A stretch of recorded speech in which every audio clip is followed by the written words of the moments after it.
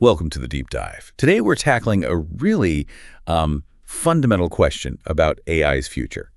As it keeps growing so fast, are the energy needs and whether we can meet them sustainably actually the biggest hurdles ahead? Exactly. Yeah, we've got some really fascinating analysis here. It looks at, well, the incredible energy appetite of these AI models and the massive infrastructure you need to actually run them, plus, the ripple effects across the whole energy sector. Right. Our goal today is really to cut through the noise, give you a clear picture of this critical link. So our mission is pretty simple.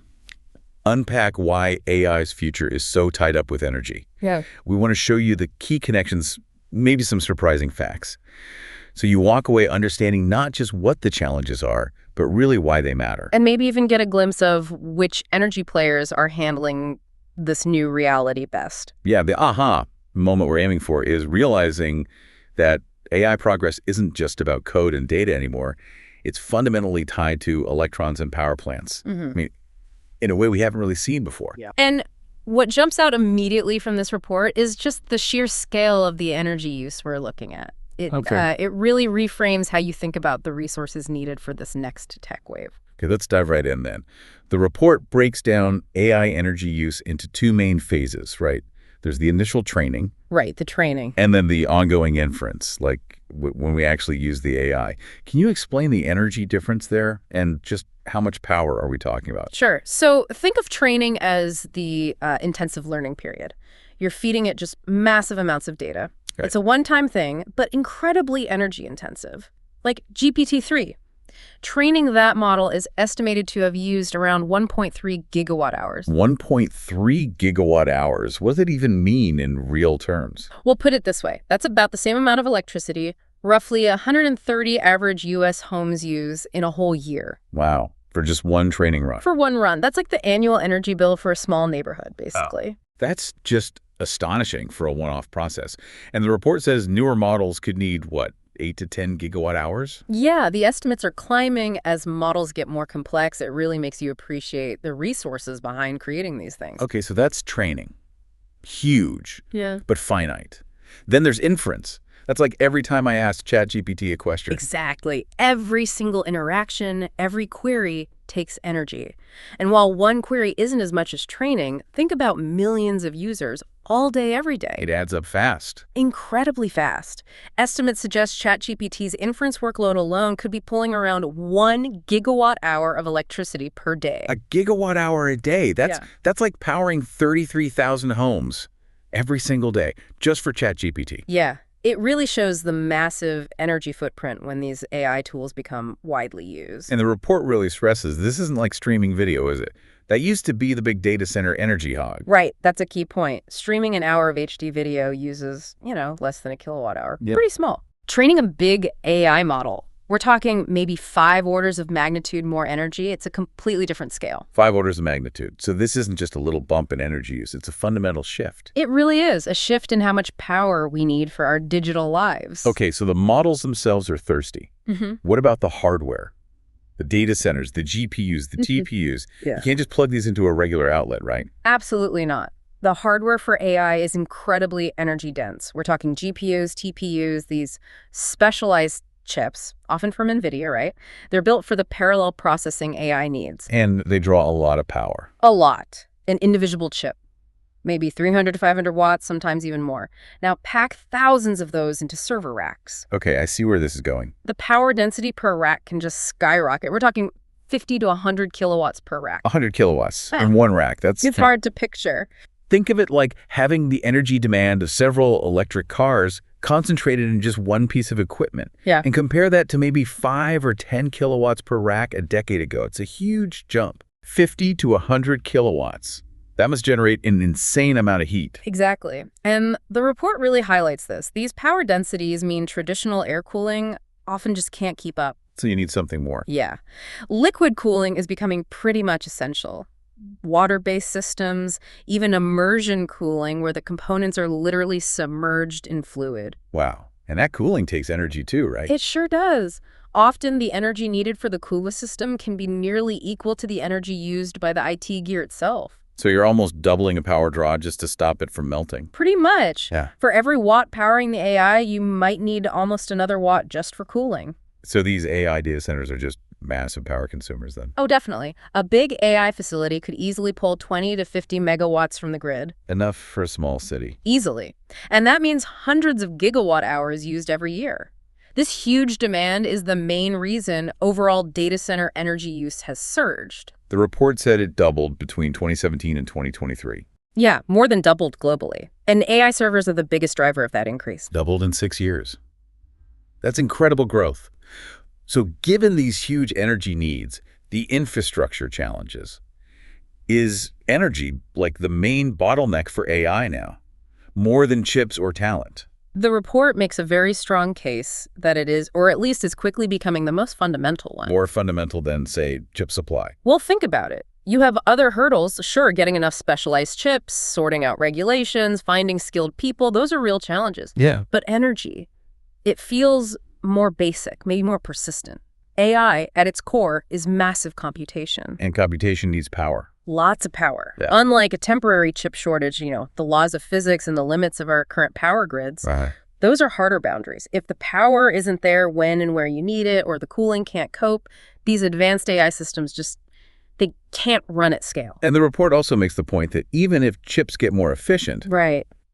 the sheer growth in model size and how much we use them could just swamp those efficiency gains. Exactly.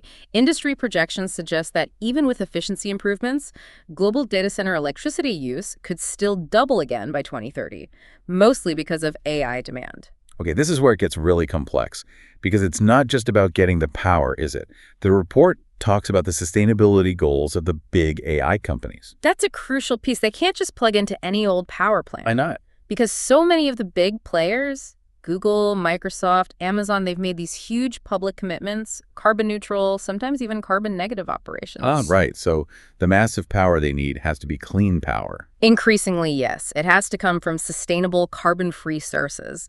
And that really narrows their options. It makes getting access to clean energy a top strategic priority. Okay, so that pressure, combined with the sheer demand, must be hitting the actual power grids hard. The report uses Northern Virginia Data Center Alley as a big example. Yeah, Northern Virginia is ground zero for this. It's got the densest concentration of data centers in the world, so it's like a real-world lab for seeing AI's energy impact. And what are they seeing there? Well, Dominion Energy, the main utility there, has seen just unprecedented demand growth. Data centers are completely dominating their load growth. How much growth are we talking? Get this. Between 2019 and 2023, commercial electricity use in Virginia jumped by nearly 15,000 gigawatt hours. 15,000. Yeah. And almost all of that increase is from data centers moving in or expanding. That increase alone over just 4 years is more electricity than some entire small countries use annually. That's staggering. And didn't Dominion have to warn about potentially pausing new connections? They did, back in 2022. In parts of Loudoun County, a real data center hub, they warned they might have to temporarily stop hooking up new data centers until they could make major grid upgrades. Did they stop them? Well, they've resumed some connections now, but some fast-growing areas are still facing power constraints, and it's not just the power lines. Okay. Local communities are starting to push back, too. Concerns about noise from these huge facilities, how much land they take up. You're seeing potential zoning fights. And this isn't just Virginia, right? No, we're seeing similar energy strains and local concerns pop up in other hotspots, like around Dublin, Amsterdam, anywhere with lots of data center growth. So it's a widespread issue. AI growth is actually pushing up overall U.S. electricity demand after years of it being pretty flat. Exactly. It's forcing utilities, regulators, everyone to grapple with this new reality. So what are regulators doing? The report mentions FERC. Yeah, FERC, the Federal Energy Regulatory Commission, they're trying to speed things up, specifically making it easier for direct connection, sometimes called co-location. What's that? Basically letting a big user, like a data center, connect directly to a power plant, maybe bypassing some of the usual lengthy grid connection queues. Build the data center next to the power source? Makes sense. Avoid the grid bottleneck. That's the idea, cut down on delays that can take years. And what about at the state level? Virginia. Yeah, Virginia created a data center task force to look into all this. They're even exploring things like small modular reactors, SMRs. Mini nuclear reactors. Yeah. For data centers. Potentially, yeah. As a source of reliable, clean power right where it's needed. The U.S. Department of Energy is also involved. They put out a big data center energy report. It's in that. Strategies like encouraging on-site power generation, using existing energy communities, funding R&D into clean energy specifically for data centers. It sounds like this interesting loop is forming.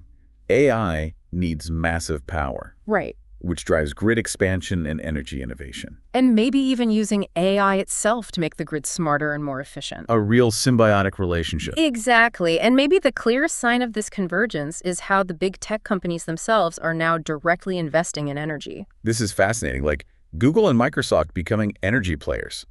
Pretty much. They're moving beyond just buying renewable energy credits. They're investing in actual energy infrastructure. Can you give some examples from the report? Let's start with Google. Sure. Google's got that ambitious goal. 247 carbon-free energy for all its operations by 2030. 24/7. That's tough with just solar and wind. It is. So they're signing huge deals, power purchase agreements, or PPAs for wind, solar, and battery storage, like their big deal with AES in Virginia. What was that? A dedicated 500-megawatt mix of renewables plus batteries, specifically to power their data centers there. And they're even exploring SMRs, small nuclear reactors, with a company called Kairos Power. Wow. Google looking at nuclear. That's significant. What about Microsoft? Microsoft's making huge moves, too. They have a deal with Helion Energy for fusion power down the line. Fusion.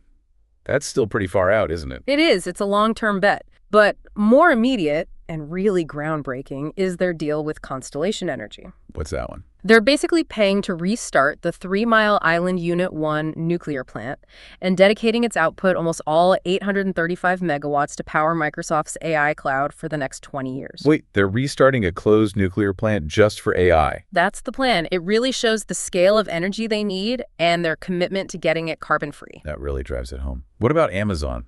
AWS. Amazon's AWS has been the biggest corporate buyer of renewable energy globally for years.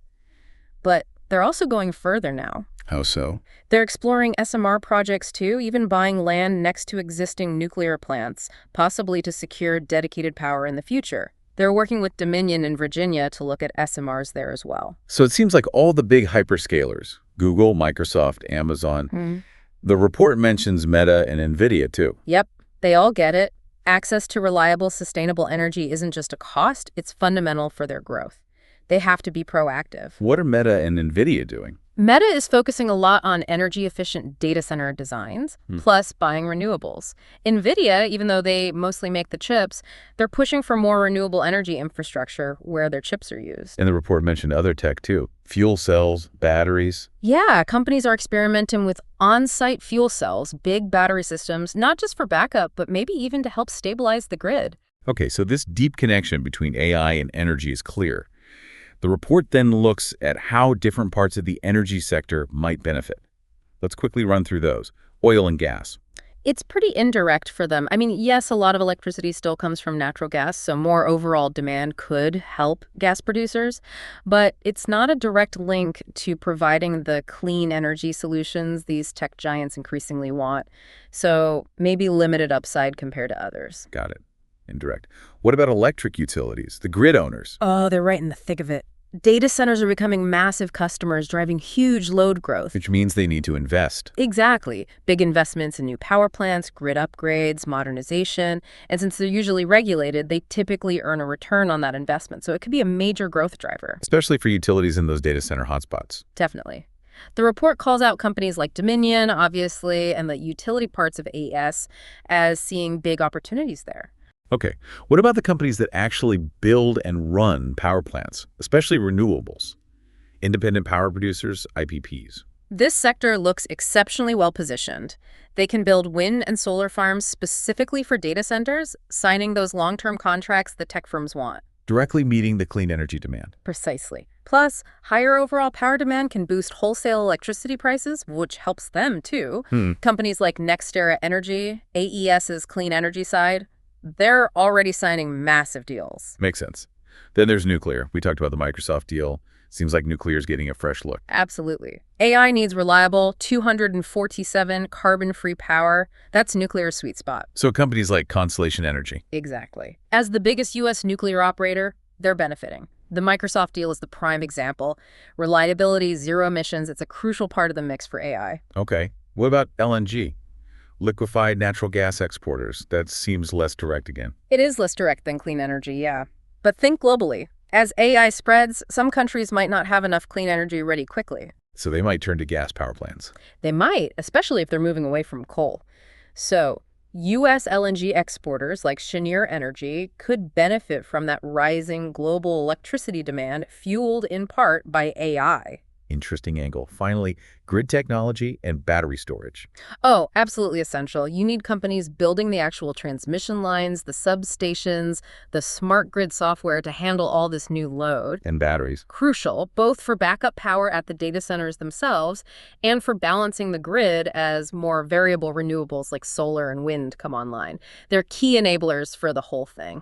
Okay, so after looking at all these sectors, the report used a screening process to pick specific companies. Yeah, a multi-factor screen to find companies best positioned for this AI boom. What kind of factors? Things like AI relevance, how direct is their link? Scalability, can they grow fast enough? Tech integration, are they partnering with tech?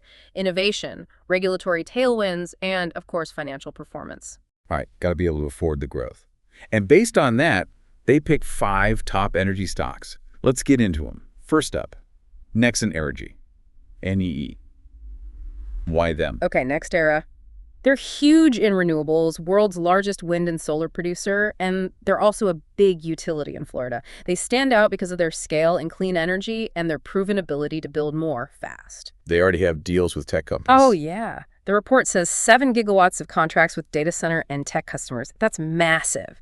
3 GW running, 4 GW in the backlog. Wow. Their CEO talks about significant and unprecedented demand from these customers. They can scale renewables, scale storage. They do these innovative 24/7 clean energy deals, and they're financially strong. So they tick a lot of boxes. They really do. Their stock even jumped recently on news about adding more renewables specifically for data centers. Okay, pick number 2, Dominion Energy, symbol D. We talked about them being in Data Center Alley. Exactly. Dominion is ground zero in Northern Virginia. They're forecasting their data center load to grow 5-fold by 2038. 5-fold. That's incredible growth for a utility. It is. It means huge investment needed in renewables, potentially those SMRs we mentioned, maybe with AWS, and massive grid upgrades. They're strategically pivoting to serve this market. It could potentially double their rate base by 2035. So a direct play on that concentrated data center growth. Precisely. Their Virginia president talks about dramatic growth and their commitment to meeting it. Third pick, Constellation Energy, CEG, the nuclear play. Right. Constellation, largest U.S. carbon-free power producer because of all their nuclear plants. They offer that reliable 147 zero-emission power AI needs. And the Microsoft deal is the proof point. Absolutely. That landmark 20-year deal to restart the Crane plant just for Microsoft's data centers, it says it all. Their CEO highlights nuclear's unique role here. Are they doing other things, SMRs? Yep, exploring SMRs at existing sites, extending the life of current reactors, trying to get more power out of them. Plus, they benefit from tax credits in the Inflation Reduction Act, which helps their finances. Okay, fourth is AES Corporation, AES. AES is interesting. They're a diversified global energy company, but with a really strong clean energy development arm. They're known for creating those custom 247 carbon-free solutions. The Google deal in Virginia, 500 milliW renewables plus batteries, is a great example. Are they seeing demand elsewhere? Yes, the report mentions agreements for over 2 gigawatts of new data center demand across their utilities in Indiana and Ohio, too. They're also strong in battery storage integration through their Fluence joint venture. So renewables, storage, and utility exposure. Exactly. Their CEO keeps pointing to strong demand from corporate clients, especially data centers, for these kinds of innovative, clean solutions. And the final pick is Cheniere Energy, LNG, the natural gas exporter. More indirect again. A bit more indirect, yes. But Cheniere represents that global piece. As AI drives electricity demand worldwide, especially where clean options are slower to build. Natural gas might fill the gap. Right. Particularly in places moving off coal or where nuclear isn't expanding fast. Cheniere, as the top U.S. LNG exporter, is positioned to supply that gas. So it's a bet on rising global power demand, partly fueled by AI. Exactly. They benefit from that. Plus, they have long-term contracts, expansion projects underway. The IEA even sees gas as a major source for new global electricity. Okay, so those 5 really cover a range of ways the energy sector connects to AI. Yeah, definitely. Renewables, utilities, nuclear, even LNG. Yeah. It shows how multifaceted this energy challenge and opportunity really is for AI. This has been incredibly insightful, a real deep dive into how AI and energy are tangled together. It's just so clear that energy, especially sustainable energy, isn't just some side issue. It's critical. Absolutely critical. It's going to shape how fast AI develops, where it develops, everything. And like we discussed, it's creating real investment angles in the energy sector. These top 5 picks, NextEra, Dominion, Constellation, AES, Cheniere, they seem like key players trying to build that energy future for AI. They represent different facets of it, yeah. Yeah. Each tackling a piece of the puzzle. So what's the big takeaway for you, our listener here? I think the core insight, really, is that the AI revolution depends fundamentally on power grids and power plants. Just like, the Industrial Revolution needed railroads and steel. So these energy companies aren't just suppliers. No, they're enablers. They're essential infrastructure for AI's growth and its potential. It really shows how deeply connected tech and energy are becoming. And as we've talked about, the investment potential right there at that intersection. Definitely something to watch. We really encourage you to think about this dynamic, this AI energy nexus, as you look at the future. It's fascinating and evolving incredibly fast. Thanks for joining us for this deep dive.